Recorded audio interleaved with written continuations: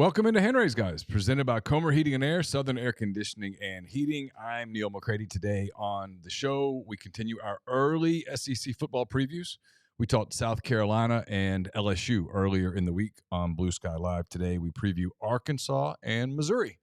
We look at the Razorbacks with Trey Biddy, who covers Arkansas for 247 Sports and CBS. And then we're going to talk Missouri with Gabe DeArmond, who covers the Tigers for Rivals.com on PowerMizzou.com. This podcast presented by Comer Heating and Air, Southern Air Conditioning and Heating, different names, same great products and services. If you live in Oxford, Tupelo, or the surrounding area, call Comer, 662-801-1777. If you live in Hernando, Memphis, or the surrounding area, call Southern, 662-429-4429. Summer is officially here. Today is the first official day of summer, so if you don't have that air conditioner ready to roll for the triple-digit temperatures, today's the day to make the call and get that done. This will be an extra edition of the Oxford Exxon podcast, Blue Sky Live. Check out Blue Sky. Make them part of your summer travels. Don't forget to stop by any Sweet Daddy's location for your summer and holiday barbecue needs. Stop by the Oxford Exxon on Highway 6 West in Oxford. You can fill up outside, grab some ribs inside. You can also check out their fantastic beer cooler, 34 degrees of sudsy goodness. I'm coming to you from the Clark Ford Studios. 662-257-1900 is the number for Clark Ford. They're in Amory, Mississippi. Get in touch with my buddy Corey Clark. Ask him to give you a quote on a Ford product that you're interested in. He'll do that within 15 minutes of business hours, right to the bottom line. No hassle, no haggle. You get your quote, and the rest is completely up to you. You can shop that quote around. You can do what I've done, what I recommend that you do, and that's hop into a Clark Ford today. 662-257-1900. Corey and the people at Clark Ford, they want to be your car guy. They want to be your truck guy. They'll prove to you what that means when you make the call. Also, check out their Facebook page. It's Larry Clark Ford, Larry Clark Chevrolet GMC. Check out both of those. Hit the follow button, and in the comments, hit MPW. You'll be registered to win 4 tickets, parking passes, the whole deal to an Ole Miss game later in the 2024 season. Trey Biddy, Gabe DeArmond, both join on the Campbell Clinic Hotline. The Campbell Clinic is in Oxford now, 2608 South Lamar Boulevard, Suite 102, just across the street from the cottages at Hooper Hollow. The Campbell Clinic provides full-service orthopedic care, everything from sports medicine to foot and ankle surgery to spine, total joint care, pediatric orthopedics, physical therapy, and more. To book an appointment, go to CampbellClinicOxford.com or call 901-759-3111. Walk-ins always welcome at the Campbell Clinic, Monday through Friday, 7:30 a.m. to 4 p.m. I'll go ahead and tell you the first 30 seconds or so with Trey Biddy. He had an alert pop up on his phone. He had to check that. He came back. So there's a little glitch there. Don't worry about it. No big deal. It's a really good interview as we talk about the Razorbacks on the Campbell Clinic Hotline. So without further ado, here is Trey Biddy of hogsports.com.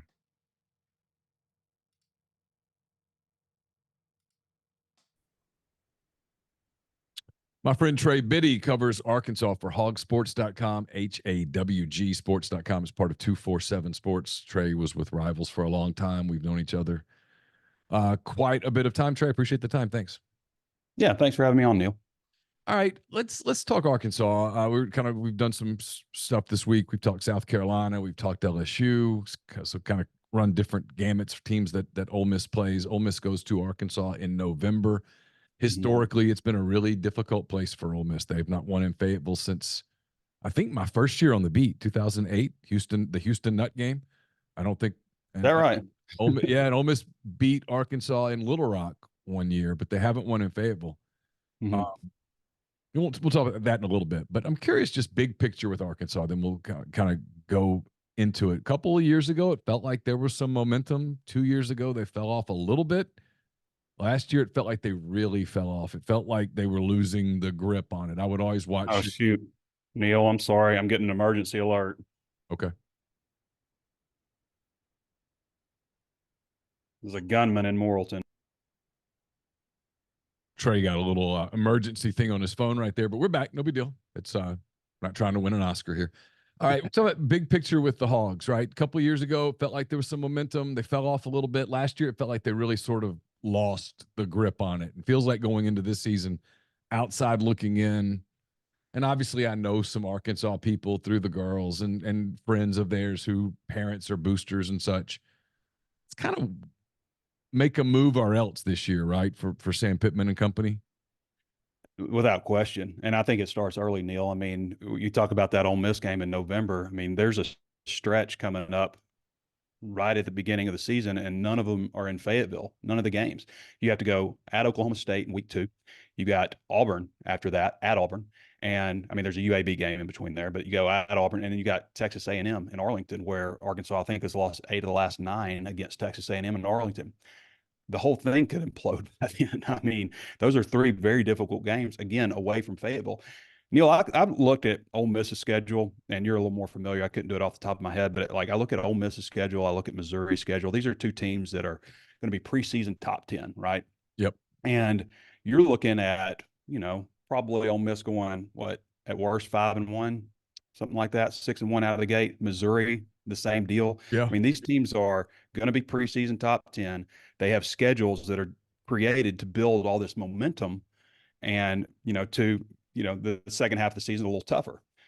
But they have that momentum, that belief, that buy-in, all that happens with that kind of schedule. And Arkansas is just, the schedule is just, I mean, they have to overcome a lot. Now, if they can do it, then things open up a little bit, maybe in the second half of the season with some key home games. You get Tennessee at home, you get Ole Miss at home, LSU at home, Texas at home. Those are all tough games, but you get them at home. Yeah. So the way the schedule sets up, like we could get to that first bye week, which is between Tennessee and LSU, and there could be a lot of issues with this team. Now, on the other hand, Oklahoma State traditionally kind of starts a little bit slow. Even when they have 10, 12-win seasons, they've started slow. Last year, they won 10 games. I think they lost to South Alabama, early. Yeah, they lost to my friend Kane Womack, who's now at Alabama as the defensive coordinator. Kane Womack, Was a coach former at South. Razorback. Yeah, probably a name you'll be talking about at times later this fall. Maybe.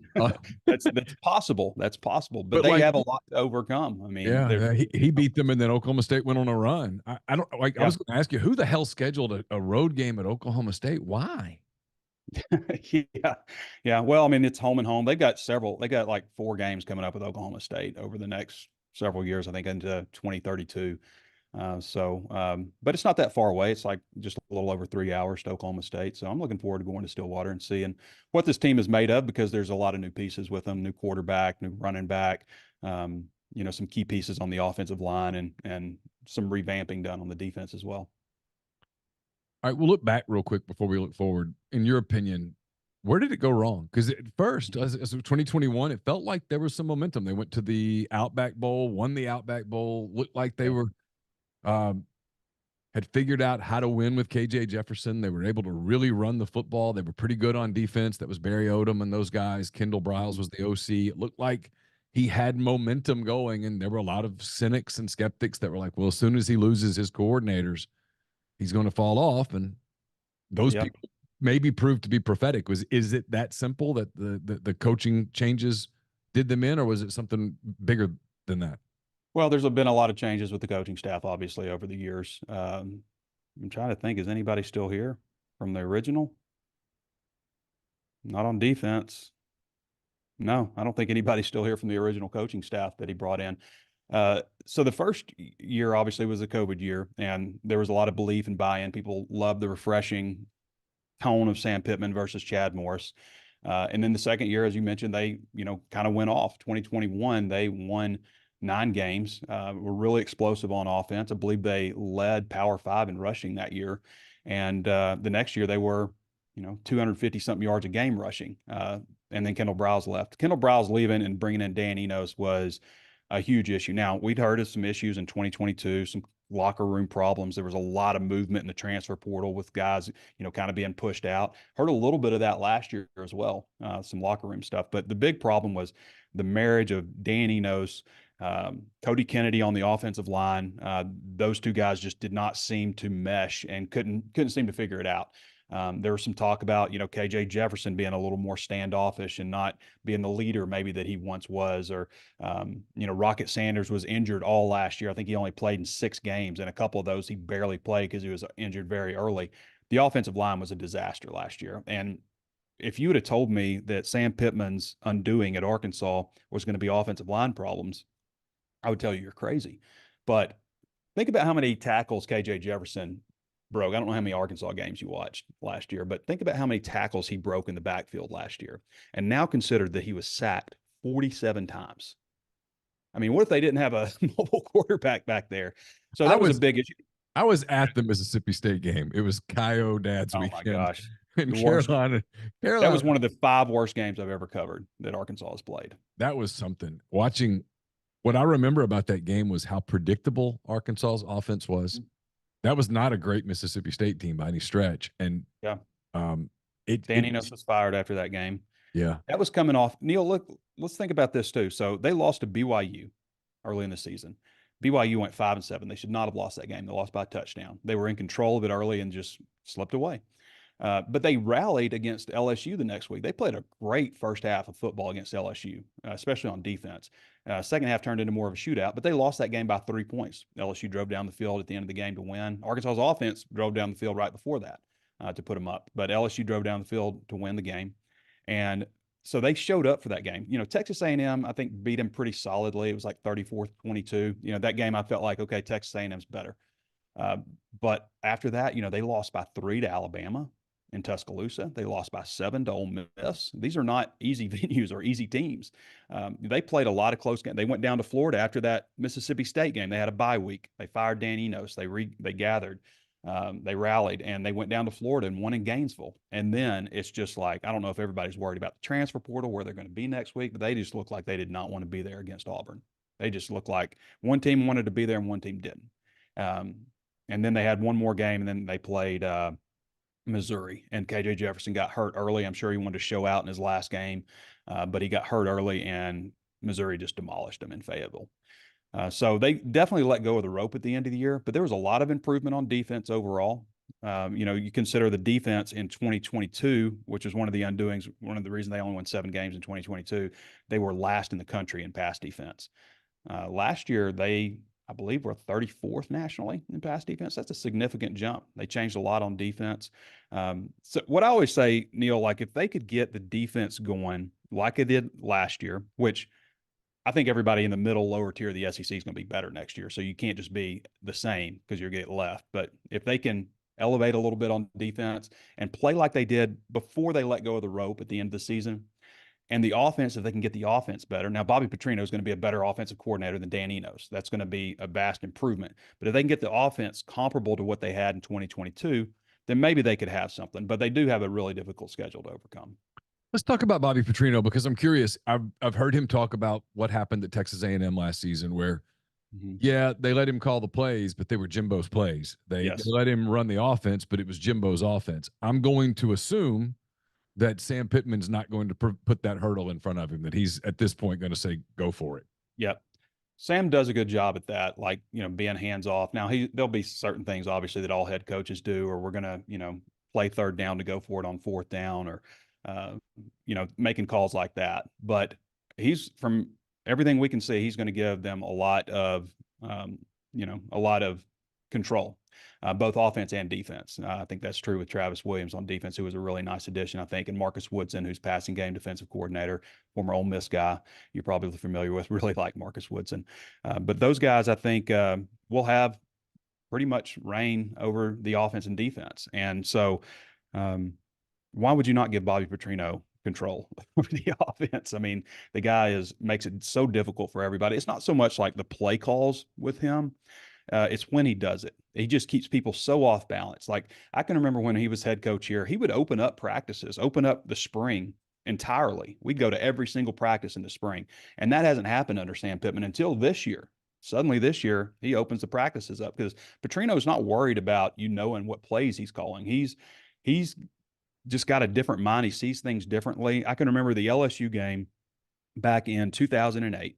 Arkansas won the game, and it's 4th and 1. There's like a minute left. It's 4th and 1, and I think they're somewhere like around the 30-yard line, something like that, going in, the plus 30.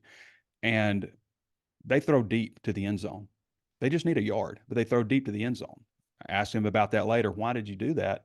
Well, that's the last time that LSU's corners are going to be crept up on the line of scrimmage. It's the last opportunity they have to do something like that. So he just thinks things differently. And I've heard coaches say this guy's worth 3 wins, or he keeps defenses so off balance that you just never know what he's going to pull out of his hat.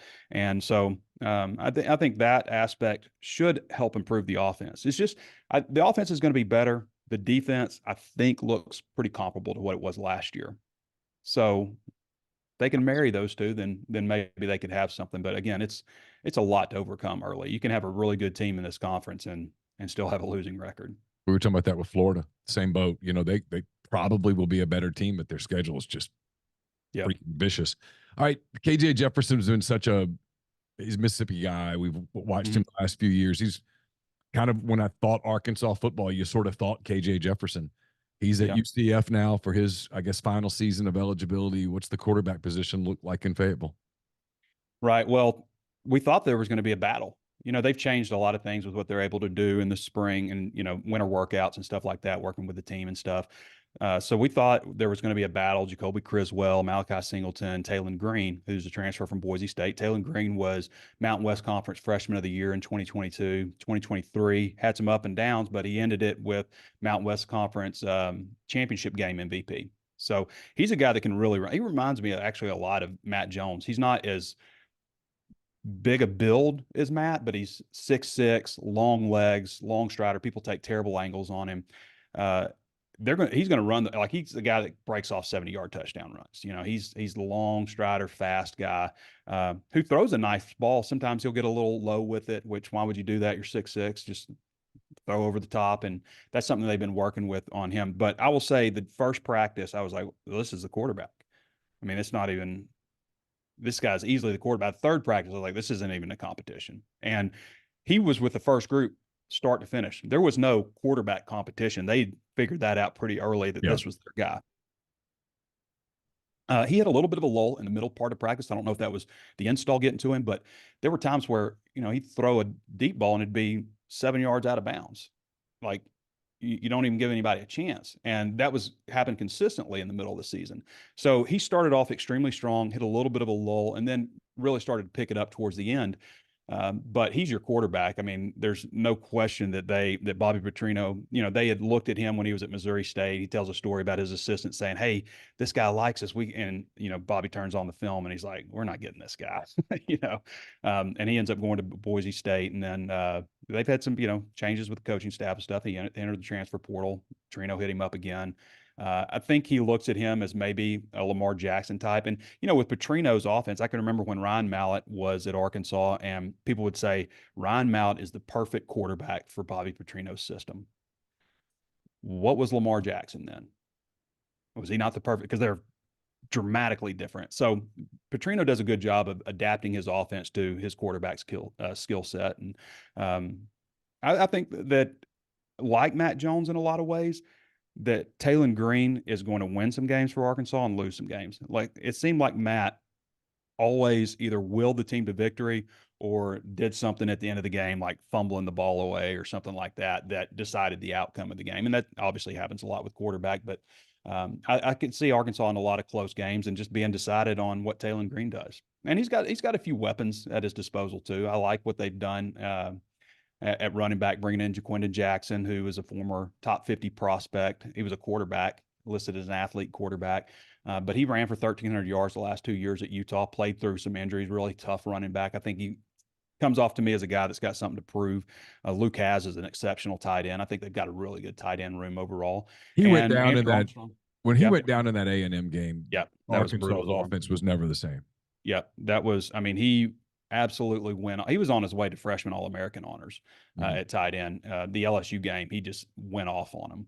And then first drive against Texas A&M, week 5, went down with a broken clavicle. And so, they weren't. He was emerging as their go-to guy. I think you'll see a lot of 2 tight end sets with Luke Haz, Varkey's Gums, who set a lot of records at North Texas also, who just looked uncomfortable last year. In the spring, I felt like he looked like a different player. It's a good tight end room. Wide receiver, I don't know if I'm like, there's an NFL guy at wide receiver. Maybe Andrew Armstrong, maybe Isaiah Sategna. He's had a lot of potential, but he hasn't done anything that would make you say this guy's going to the next level yet. But a lot of speed, a lot of ability, good return guy also. But Andrew Armstrong probably their go-to, and Tyrone Broden's a guy that's got a lot of ability too. But I don't know if I'm saying this guy is going to the NFL. So maybe a little average at wide receiver, but some weapons at tight end, and I think some quality running backs. So Ole Miss comes there in November. It'll be Pooh Paul's return to Fayetteville after Yeah. being kind of a stalwart on that Arkansas defense the last few years. How big of a blow was that to Arkansas? What did it signify to you when he left to go to another SEC school? And what kind of player is Ole Miss getting in him? Yeah, well, Pooh Paul was always a guy that I looked at and said, this guy is going to be a team spokesman one day. He just got that kind of attitude. I don't know if you've had a chance to talk to him at all, but he's just really good demeanor, really strong character guy. And that was tough for Arkansas when he hit the portal. I mean, he was just a lot was expected out of him. But it wasn't just him. It was Pooh Paul, Jaheim Thomas, who transferred to Arkansas from Cincinnati, who was, I think, their highest rated defensive player all time at Cincinnati. And now he's transferred to Wisconsin. Obviously, Cincinnati coaching staff went to Wisconsin. So he's left the team after leading them in tackles last year. You also lost Jordan Crook, who was a good player for him. He's transferred to Arizona State. You lost your top 3 linebackers from last year. The room is really young, or was young. They brought in Xavier Sori, who had 17 tackles for Georgia last year, former 5-star recruit. Brad Spence, I think, is a really good young linebacker. I think he has a chance to lead him in tackles this year. It wouldn't surprise me if he leads them in sacks. They use him kind of in that wide 9 spot when they use that mint front, getting him after the quarterback. But he's a guy with a lot of talent. The thing with linebacker is just like maybe you're optimistic, maybe you think a lot of stuff.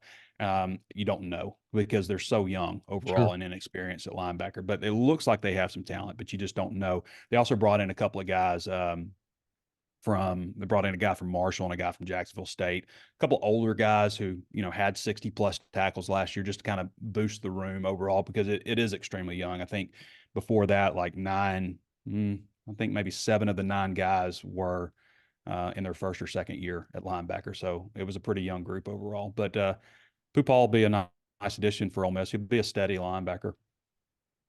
All right. Come back to some big picture things. I know I'm keeping you pretty long, so I'll keep it short. Good. But I think the reason that Ole Miss and Missouri are both ahead of Arkansas right now from a program standpoint is plain and simple. It's like all 3 of these coaches came in at the exact same time: Kiffin to Ole Miss, Drinkwitz to Missouri, and Pittman to Arkansas. Ole Miss and Missouri have embraced NIL. It seems to me, from the outside looking in, better than Arkansas has. It feels like Arkansas was behind on it. Maybe they thought it wasn't going to become what it's become. Kiffin and Drinkwitz both, and those 2 programs, to their credit, Ole Miss and Missouri, really just embraced it from minute one. Like, hey, this is, and Kiffin will literally say it, Trey, this is insane, but it's our insanity. So we have to do it while it's here. In a world where the Arkansas job opens up, where just the schedule's too hard, it just doesn't happen, how attractive is that job? It's obviously an SEC job. It's one of 16.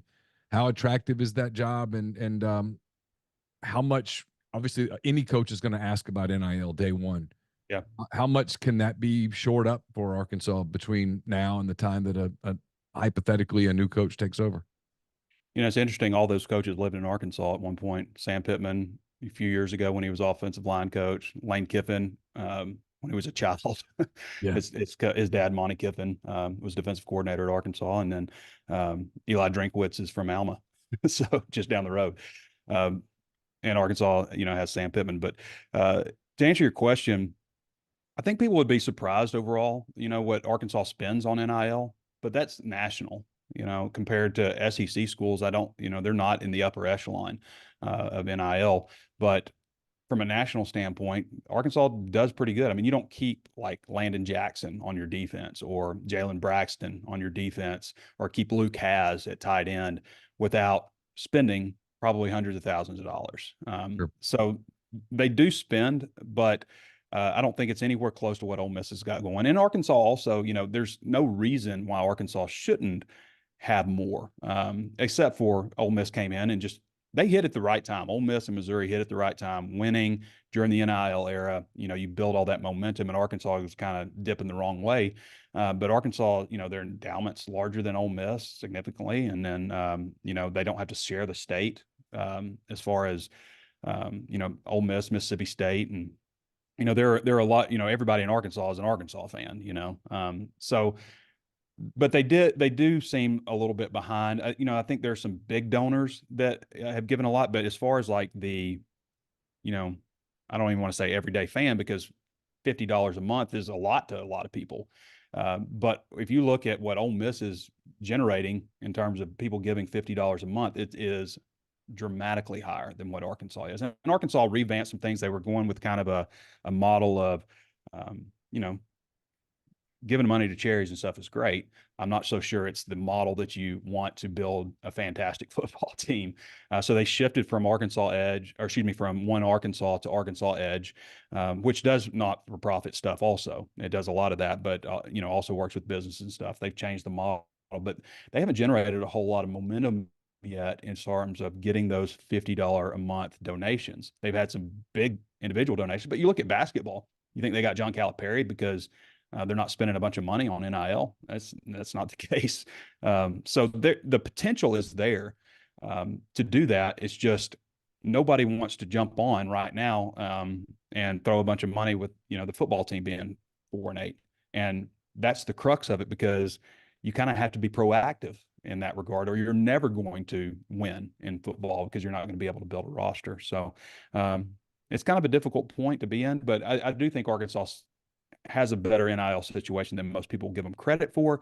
But I mean, in the SEC, what they say is, probably averaging about $10 million. A roster is probably, a football roster probably averaging about $10 million, with the upper echelon 14, 15. And I think Arkansas is probably in that middle group somewhere. But nationally, it's like, for Power Four, I guess you'd say, it's supposed to be like 4.5, 5 million. So the SEC is just a different level when it comes to money spent on NIL. Yeah, they've got to figure that out some kind of way. They have what they call a Drive for Five right now, trying to get 5,000 people donating donating at least $50 a month. And I don't think they're at 1,000 right now. So and that was the goal to get to before football season. It's the one thing that we always talk about, like NIL stuff is at a place like Ole Miss right now, it's all the momentum, and Kiffin just won 11 games for the first time in school history, and they won an Access Bowl against Penn State and all that stuff. It's easy to sell it when you're doing that. It's a lot harder to get people to come off of their money when inflation is what it is and that kind of thing, when the product isn't producing the W's, like you said. I mean, and sometimes the margin between a win and a loss is so minuscule that it's wild. I'm a cynic about the whole thing. I've pissed off a lot of people. I don't think this works long term. I don't think it's sustainable long term. But we're going to see, though, Neal. I mean, with the with what is it, $20 million schools are going to be allowed to spend, basically to pay players. It's a much better. I mean, like, let's face it, this is the most unregulated level of competition there is, from Pee Wee football to NFL. You just don't, there's no transparency. Nobody really knows what's going on. These schools, Arkansas generated $167 million in revenue last year, but we need the fans to pay for these salaries. It's really ridiculous when you put it like that. I'm interested to see what happens with, when we move to the model where the schools can pay, because if I'm donating to the school, I can get better seats and better parking and, other perks and stuff like that you don't really get through donating to the NIL collective. So, but let's be honest too, like, what are collectives? Like the fact that we're calling this stuff NIL, like NIL is like a soft drink company says, hey, this guy can help us sell more soft drinks. It's not like this guy can help us sell soft drinks, but really he can help us win football games. Yeah. It's salary. It is like we're pulling all of our money together. The whole thing's based on a loophole, pulling all of the money together so we can pay players to come to our school. And it has very little to do with name, image, and likeness. Like the college football game, that's name, image, and likeness. That's it to its core. This is just paying players, and we're calling it NIL. It's not NIL. That's not what this is. This is pulling the money together to pay players. But the school should be doing that. I'm not against players getting paid. I get that. But asking the fans to do it and pulling the money together, I just think it's kind of I think we will. Somebody tweeted this out. I can't remember who it was, but we will look back on this, in the future and be like, what were we doing? All right, last couple of things real quick. You mentioned John Calipari Mhm. retired at Arkansas after a long tenure at Kentucky. What's the excitement level up there about basketball? It's Yeah. not like Musselman did a bad job. He had one bad season. Before that, he was 2 Elite Eights and a Sweet 16. He kind of had it rolling. You know you can Yeah. win. Yeah. I don't think you get Calipari without Musselman bridging the gap kind of, and credit to Hunter Yurachek, because we talked about, maybe not embracing NIL and things like that, and maybe flubbing the coaching search and stuff, but his last two hires were bringing Bobby Petrino back to Arkansas and then hiring John Calipari. I mean, that's pretty wild. So expectations are really high. Obviously, he's not coming there without a huge salary, which he got, and NIL situation. Arkansas has the #1 transfer portal class in the country, and it's not just Kentucky players coming over. They reached out and got a lot of really good players. So expectations are as high as they could be. I mean, I've never seen it like this. I mean, well, I have. It was, in the 90s when Arkansas basketball was on top of the world. So I'm not even sure what your question was exactly, Neal, but just the level of excitement there. I mean, I would think people are pretty 10, excited about the team that he's put together. a 10 out of 10. Yeah. It's a 10 out of 10 right now for Arkansas basketball. I've never had a situation where football, no matter how much football has struggled and how good basketball has been, where basketball draws more eyes on our content than football. And that's what's happening right now. Probably a pretty good sign for you that if and when football gets going, you're going to take off. Yeah. All right. Last thing, Chase, get mad at me if I don't ask you about baseball. Mm-hmm. They won the West, had a really good team. Hagen Smith, bless his heart, has one bad inning. He has a bad inning to open the season and a bad inning to close the season, and the one at the end really hurt them. But I watched a lot of SEC baseball this year just so we could talk about it on the podcast. And I would always talk about Arkansas when they would come up. I'm like, man, they can really pitch it, but that offense is it's kind of anemic at times, and that ended up kind of biting them in the postseason a little bit. What's the immediate future for Arkansas baseball? They got a lot of guys to replace.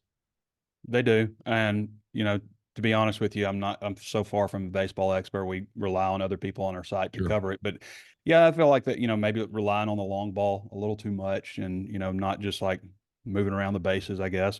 But, Dave Van Horn is a fantastic coach. Baseball to me is just such a crapshoot. And when you get down to the postseason, the best teams very well do that.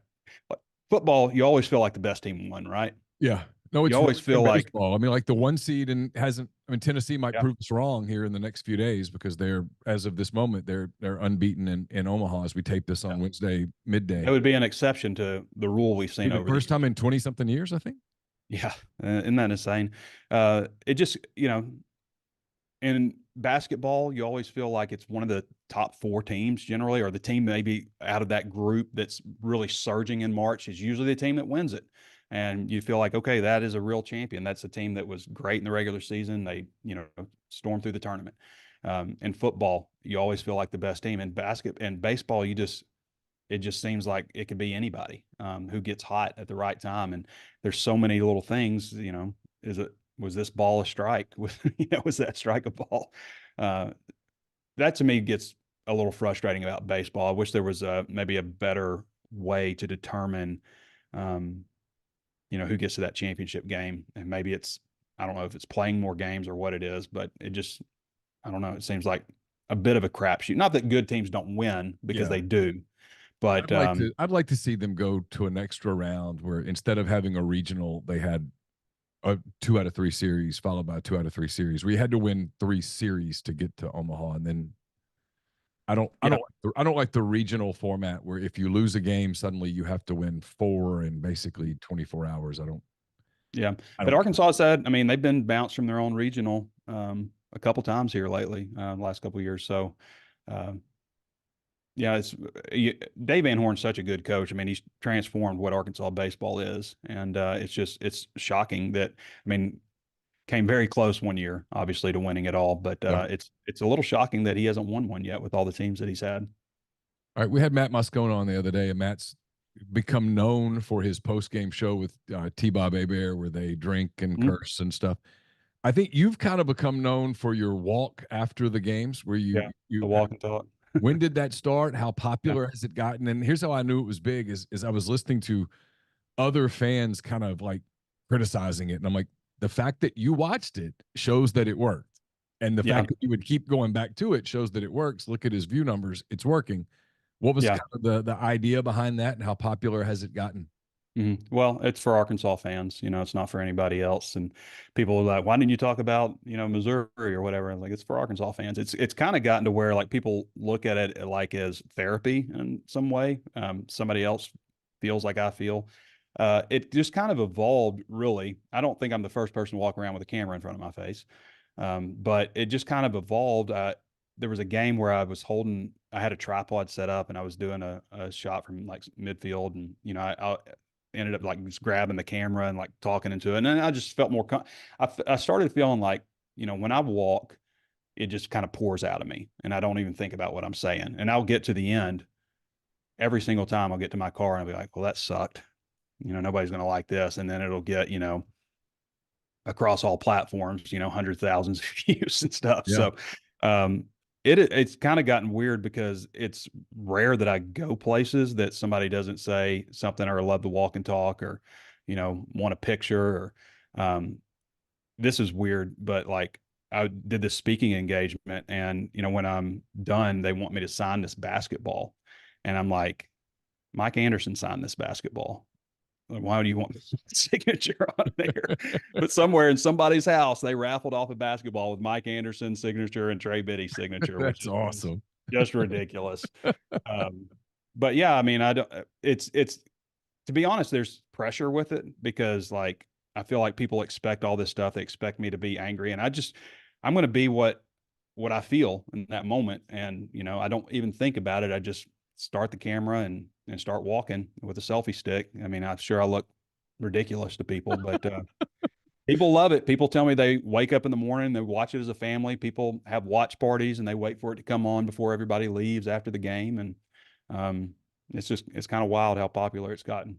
It was funny because it was one of the first thoughts that I had at the end of that Mississippi State game was 10-7. Mississippi State was the final, and we were leaving the stadium, and it was worse. It was 7-3. 7-3. That's right. It was 7-3. It could have been 10-7, but that got called back. The Arkansas had like a defensive score get called back or something. That's what stuck in my head. 7-3, and I'm leaving, and I thought, man, I don't even know where I would start if I were Trey. The first thing that went through my mind was your walk and talk. And I was like, that will probably be a classic. And it lived up to the billing. I went and found it the next day. Yeah. Thanks for watching, Neal. You're welcome, Trey. I'm a big fan of your work. You know that. I appreciate you over the years, and look forward to talking to you again. Thanks for the time. Yep. Talk to you later, brother. That was Trey Biddy. He covers Arkansas for hogsports.com. Does a great job. Really appreciate his time today on Hand Raised Guys and on Blue Sky Live. Ole Miss doesn't play Missouri. Ole Miss, by the way, does play Arkansas in Fayetteville. I think it's November the 2nd is that date, late in the season. The Rebels do not play Missouri, however, unless it's in the SEC championship game or in the college football playoff. The Tigers, much like the Rebels last year, burst onto the stage, had a huge season, won an Access Bowl. Missouri winning the AT&T Cotton Bowl in Arlington, beating Ohio State to go 11-2, just like Ole Miss did. So two teams that go into this season highly ranked, lots of expectations. Ole Miss getting a little more hype than Missouri, and that's one of the things that I asked Gabe DeArmond, who covers Missouri for PowerMizzou.com, part of the Rivals Network, on the show. So back to the Campbell Clinic Hotline. I think you'll enjoy this visit with Gabe DeArmond, PowerMizzou.com, talking about the Missouri Tigers.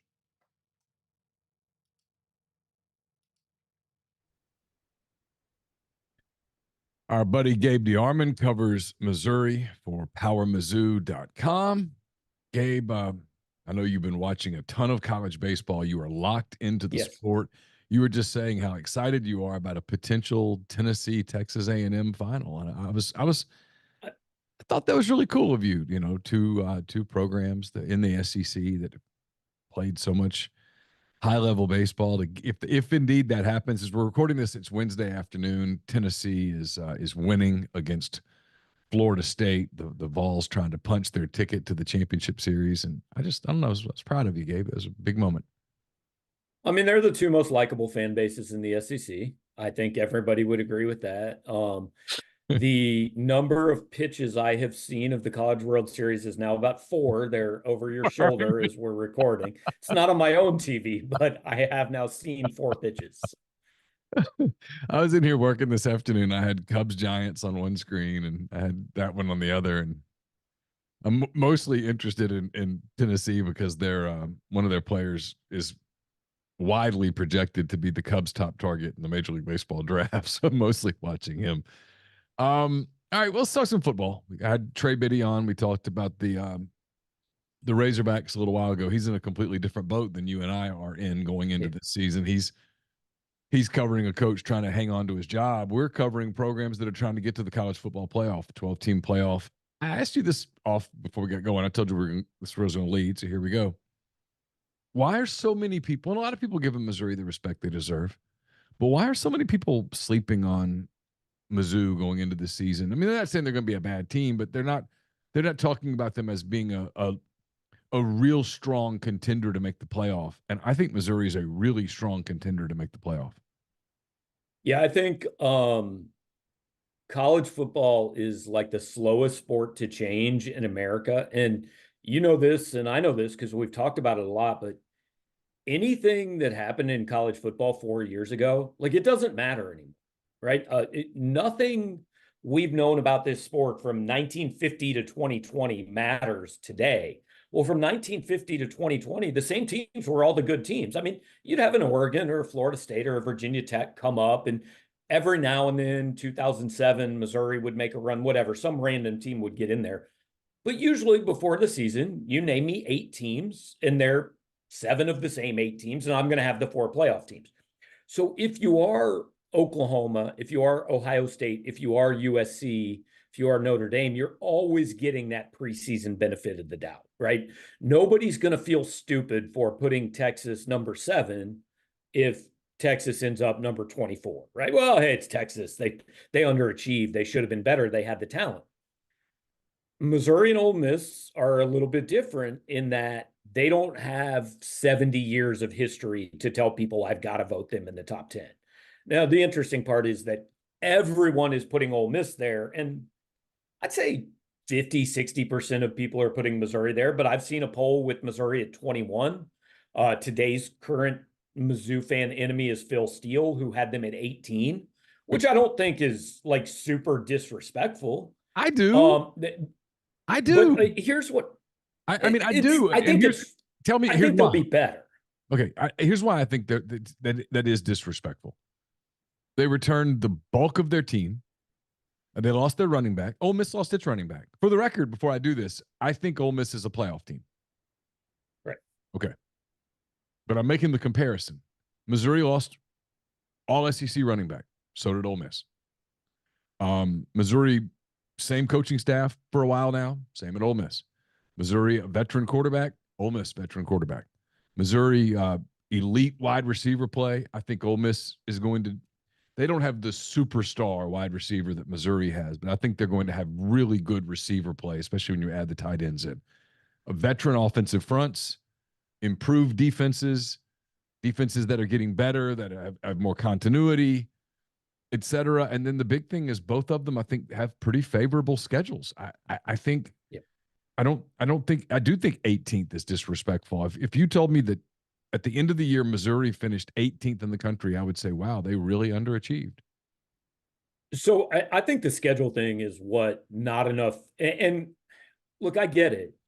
It takes most of our year to be a semi-expert on one team, right? So what people get mad about is these national guys that do these rankings. Why would I expect anybody to be an expert on 134 teams? But what they're not taking into account is the schedule. So to me, the most glaring example is this. It's Missouri and Oklahoma. I think those teams are generally in kind of the same area for most people. I think I think you can find a good number of places that have Oklahoma ranked above Missouri. You can find some that have Missouri ranked above Oklahoma. Well, here's Oklahoma's SEC schedule. They got Tennessee. They're at Auburn. They got Texas and Dallas. They got South Carolina. They're at Ole Miss. They're at Missouri. They got Alabama at home, and they're at LSU. Like the bitch. I can easily see 4-4 there, 3-5 there, right? Without like that may be the lines. They may be 3-5. They could be a good team and go 4-4 in the league. A really good team and go 4-4 in the league. So Missouri's schedule, meanwhile, they play at Alabama. Obviously, that's tough. But hey, if you ever want to play at Alabama, this might be the year, right? Let's do this in order though on Mizzou, because I think momentum is a thing in college football. Mm-hmm. So Mizzou opens with Murray State. They get Buffalo. They get Boston College and Vanderbilt, all at home. If they're not 4-0, I'm just done covering the season. Like my board will give up, and rightfully so. Because if you lose one of those games, season's over. They're not going to lose one of those games. So they're 4-0. Then they get an open date. So in the event that they have some nicks and cuts and bruises, if you will, they get an open date. They go to Texas A&M, very difficult place to play. I think A&M is going to be good. I think this is a real test for Missouri. But then after that, it's at UMass. Well, and real quick, Neal, the difference in this year and any other year is you can go lose that A&M game and your season's not over. No. So at UMass, home against Auburn, I would favor Missouri by at least a touchdown at home against Auburn. Yeah. You got to go to Alabama, followed by an open date. Open dates are perfect. I mean, it's the way you're Eli Drinkwitz, you would have designed it this way. Then Oklahoma at home, at South Carolina, at Mississippi State, Arkansas at home. The truth is they should win the last 4. So, I mean, if they win one of the road games at Texas A&M or at Alabama, Gabe, you're playing for the SEC title in Missouri. Yeah, their season, we broke this down last night on our podcast. They basically have a 4-game season.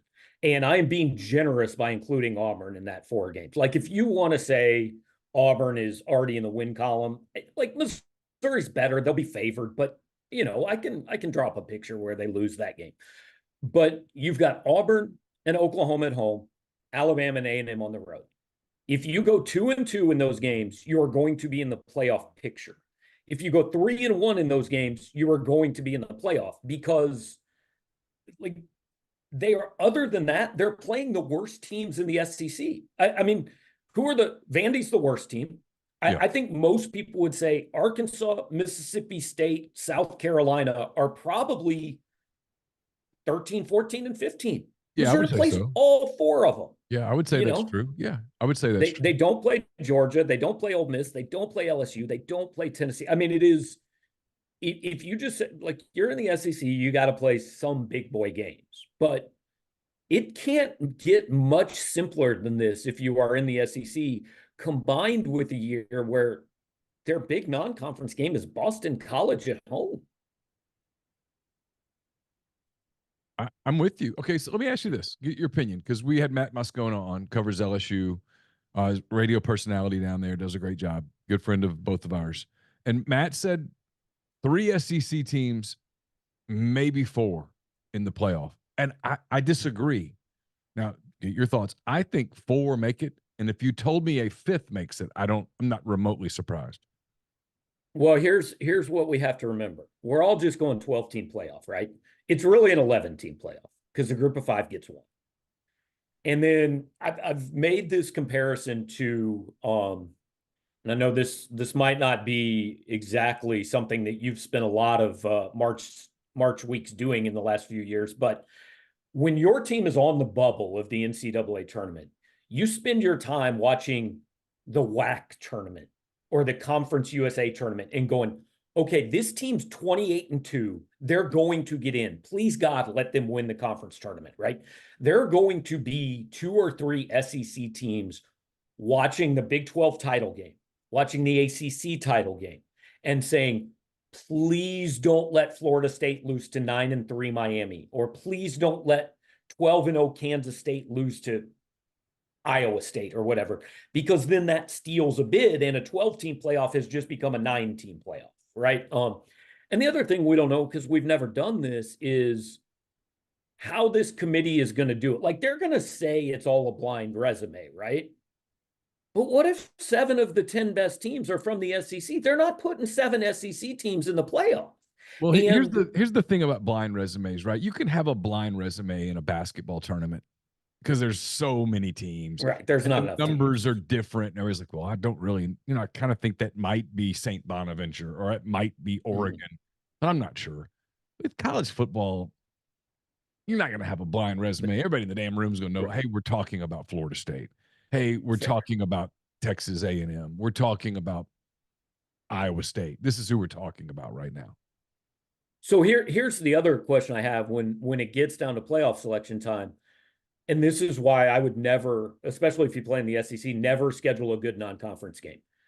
Nothing in the history of college football has ever rewarded playing good teams, right? In the end, 11-1 almost always beats out 10-2. Or 12-0 almost always beats out 11-1. So if you get, like, I can very easily see a 10, this is a discussion we've had on our site a lot this year. If Missouri goes 10-2, say they lose to Alabama and lose to either A&M or Oklahoma. Okay. Well, you get to the end of the year and you've got 1, maybe 2 solid wins. But you're going to be 10-2. There's going to be some 11-1, and then there's going to be some other 10-2 that looks better, right? So my point is, does 10-2 in the SEC get you in over? What if Iowa goes 11-1? They've really only beaten one good team, but they're probably getting in. What if Oklahoma State goes 11-1 and hasn't really beaten anybody, but they're 11-1, and the history of college football tells us 11-1 matters more than who the 11 are. One of the things that's going to be so interesting in the SEC is a scenario where maybe you have 3 teams that are 10-2 and a team that's 11-1. The team I don't want to be is the 10-2 team that has to go play the championship game. Oh, so sure, if I don't win think it, 10 and if I win it, great, right? Right. I'm 6-2 in the league, and I go to Atlanta and I play Georgia, Alabama, Ole Miss, Texas, whatever, and I win the game. Well, awesome! I won the game. I got to bye. But if I lose that game, now I've got a 3rd loss, and I'm probably out because I won some damn tiebreaker that got me to Atlanta. And I don't think 10-2 is going to get you in this year. It might, but let's say you've got 12-0 Georgia, and then let's say for the hell of it, LSU and Ole Miss are both 11-1, right? Okay. But LSU has won that game in Baton Rouge. Okay. LSU is now going to play Georgia. I'll go ahead and correct. If they lose, is LSU automatically in, or does that knock them out? I'm doing this not to pick on you, but because I can hear my listeners doing this. If Ole Miss goes 11-1 and lost to LSU, that means they beat Georgia. Okay. Okay. That's fair. So I was trying to, before anybody goes, they'd lose their mind. Right. Yeah. You see my point. If there's 2 11-1 teams and one of them is going to Atlanta and one of them's staying home, I want to be the one staying home. Oh, yeah. Because 11-1, I'm in. Right. I'm in the playoff. Let's use Missouri, for example. They're 11-1. The loss is Alabama. Okay. Alabama is 11-1, beat Missouri, but lost to Georgia. Okay. I send Alabama to that title game, and I sit at home and I go, hey, you go lose to Georgia and see how far that knocks you down. And I'll sit here because at 11-1, I'm in. Like at 11-1, if I'm Eli Drinkwitz, I'm going, sorry, my team's got COVID. We can't play the title game. Oh, if I'm 11-1, I don't want to go because I'm going to host. We'll use Missouri as the example. You're hosting a game in Columbia, Missouri, December 20th or December 21st. You are hosting a game. And the conference title game literally can't help. I mean, yeah, you can win and get a top 4 seed and all that, but at 11-1, you're already in. So it'll be interesting to see how long the conference title games stick around with this format, right? Because you're going to have coaches going, I don't want to play in that game.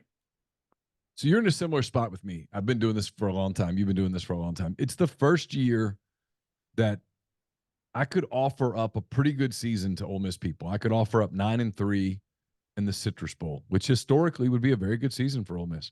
And they would just spit at it. And I don't blame them. It's playoffs or bust.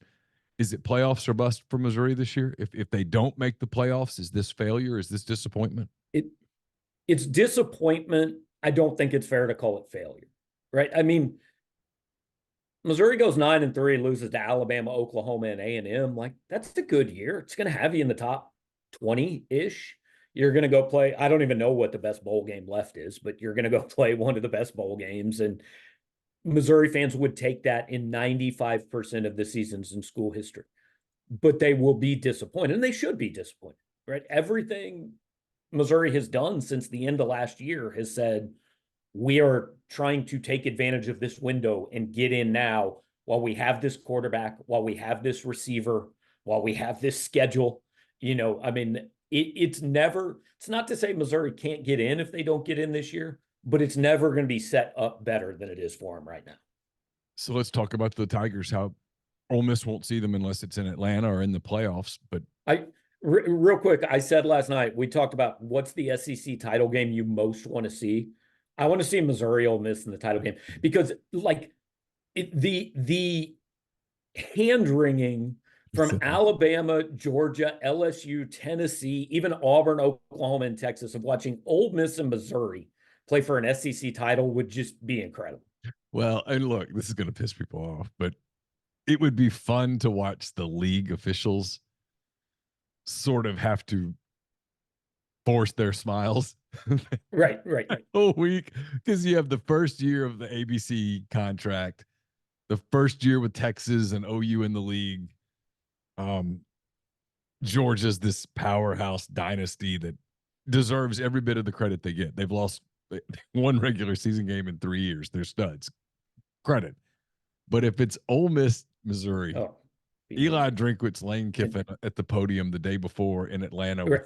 it would be comedic to watch some of and watching them both attempt not to say anything to piss off the rest of the league all week. Like, they would really try, but I'm not sure they could avoid it. I don't think Lane could pull it off. I think he would. He would definitely. I think Drinkwitz would too. So I've asked you this before. You've covered this guy now for a few years. You get a lot more connection with him than local guys here get with Kiffin. There are people here locally who lie about their relationship with Kiffin. It's a lie. No local beat writer has a relationship with Kiffin. What's Drinkwitz like? So many people want to dislike the guy. What's he like?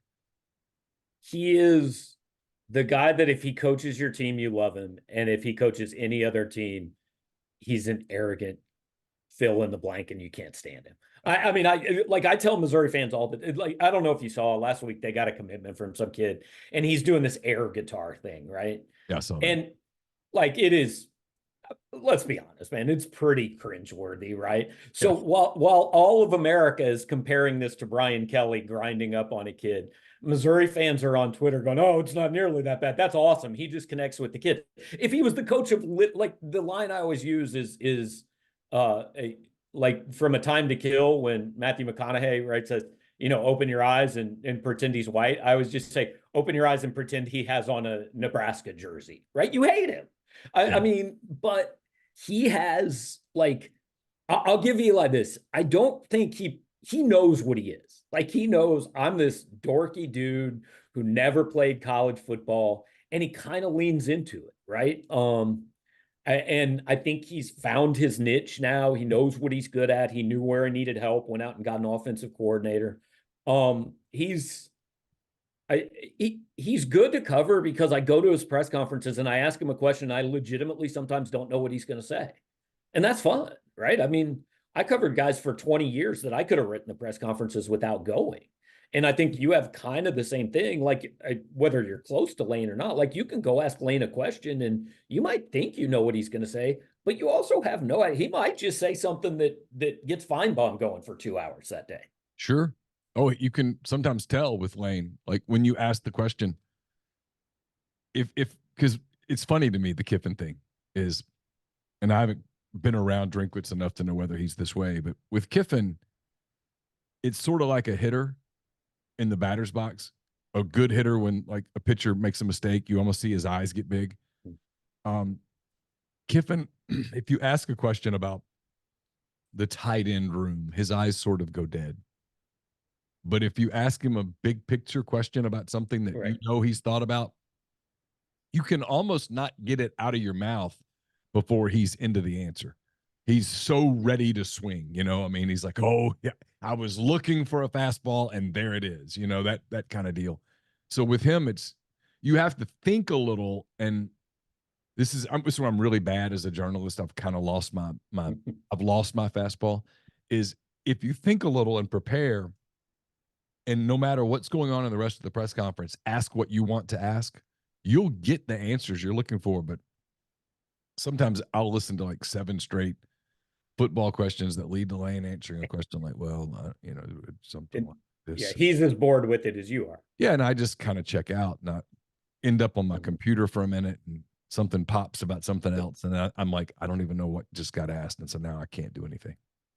Well, I said all the way up until the beginning of last season, I said Drinkwitz wants to be Steve Spurrier.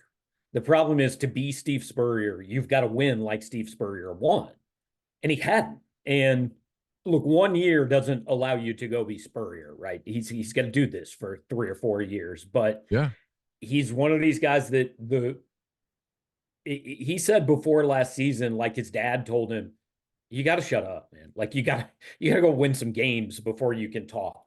And if he wins some games for a second year in a row, like he's going to say we're going to have some things get aggregated nationally, because he's just going to say some crazy stuff. So what's your gut feeling? Will they win a bunch of games? Yeah. I mean, I think anything less than 9-3 is, I don't want to say disaster, but it's really bad. Yeah. This team goes 8-4 with this schedule. It basically means you lost every game you played against a team with a pulse. They will be favored, I think, in 10. I just don't think many teams go to Kyle Field and are favored right now. I mean, we've had the A&M conversation, right? If we could buy them for what I think they're worth and sell them for what America thinks they're worth, I would retire. But they have a guy. I think Mike Elko's a really good coach. I think what I said about A&M on one of our shows, I said, I don't think they can make the playoff, but I think they can be the reason somebody doesn't. Agreed. And if Missouri doesn't make the playoff at the end of the year, I think you might look at it and say it's because they went down and got beat in College Station. All right. Speaking of Texas and OU, how do you sort of anticipate they're going to handle year one in the SEC, which is a different beast than the Big 12? Well, the Texas thing is so interesting to me, right? Because they were an eyelash from playing for a national title last year. Yeah. Probably should have, honestly. They were probably a better team than Washington. And so Missouri fans just went through this 12 years ago. Well, sure, you beat up the JV tissue paper league, but now you're playing with us big boys here, right? And, Missouri came in and frankly looked pretty damn good. Won the division 2 of their first 3 years, and it kind of shut some of that up that, like, hey, we play good football here. Like, I understand, the grind of the SEC is theoretically, you've got probably 5 or 6 games that would be your biggest game in the Big 12. So you've got to it's why Boise State could never go to a major conference and go 11-1, right? Yeah, you could beat Oklahoma 1 week and you could beat Oklahoma State 4 weeks later, but you couldn't in the interim 3 weeks also beat Kansas State and Missouri and Nebraska. But the whole Texas thing, either at the end of the year, is going to have one of college sports' 2 most arrogant crowing fan bases crowing like nobody's ever heard before, or the SEC arrogance is just going to be over the top of, we told you couldn't come to this league and do that. Like, and there is no in between. It's one or the other.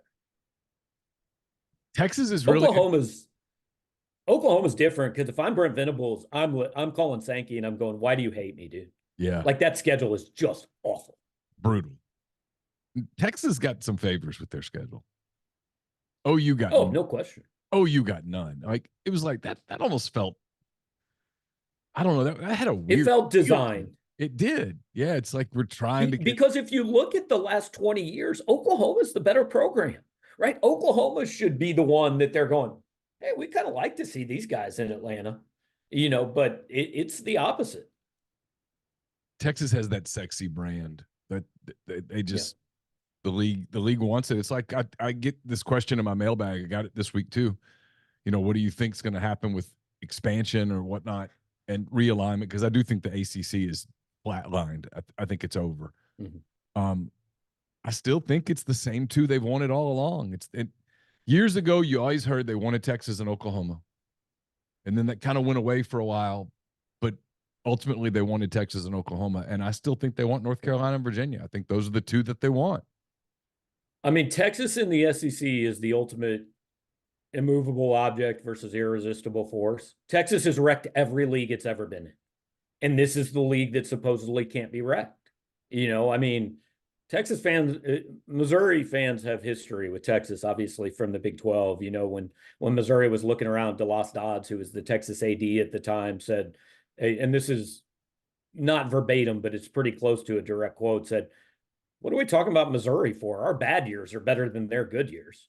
And so this is Texas. They literally walk into your sandbox and they pee in it and they throw it at you and tell you you're going to like it. And everybody says that doesn't work in the SEC. So we're going to see if Texas can get along with other people, because they literally never have.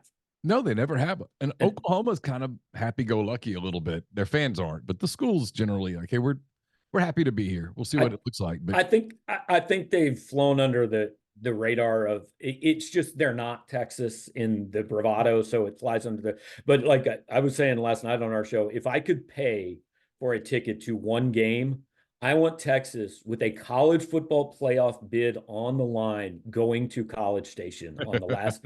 I mean, I would pay so much money to have a police escort take me to that game and watch it. Not without a police escort, but it is going, because look, A&M has spent 12 years, right, saying, ha, ha, ha, we're here and you're not. And now not only is Texas here, probably better than you are here. Yeah, that's wild. That would be a wild, wild event. Everyone's going to circle Texas in a way that I think it's going to make it. It's going to be a challenge for them, but they might be good enough to pull it off. They were good enough a year ago, like you said.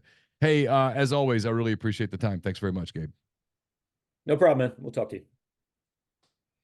That was Gabe DeArmond of PowerMizzou.com, Rivals.com. Appreciate his time tonight on the show. Also appreciate Trey Biddy for his time as well.